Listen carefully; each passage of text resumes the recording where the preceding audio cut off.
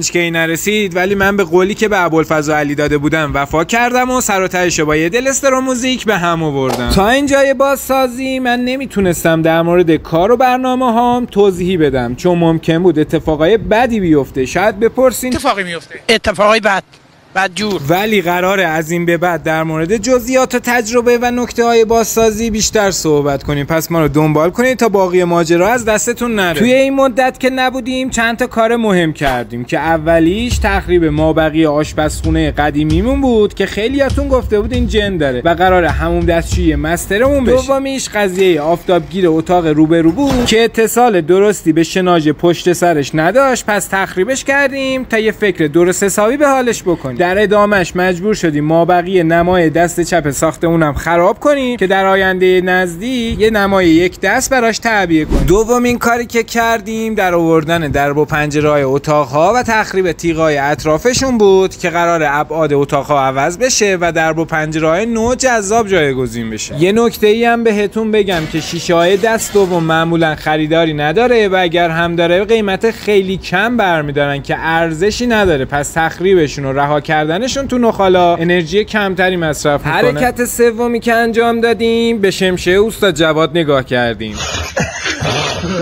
شوخی میکنم. همینطور که دیدید نخاله‌هایی که توی حیاط ریخته بودیم و با 40-50 سانت از خود کف حیاط با همون تراکتوری سازای قدیمی بارگیری و رهسپار کردیم تا با یه تیر 2 تا نشون زده باشیم. هزینه ها رو هم داخل استوریا واسهتون میذارم، پستم بفرست واسه اون دوستت که میخواد بازسازی کنه یا به بازسازی علاقه داره، چون از این به بعد خیلی به دردش میخوره.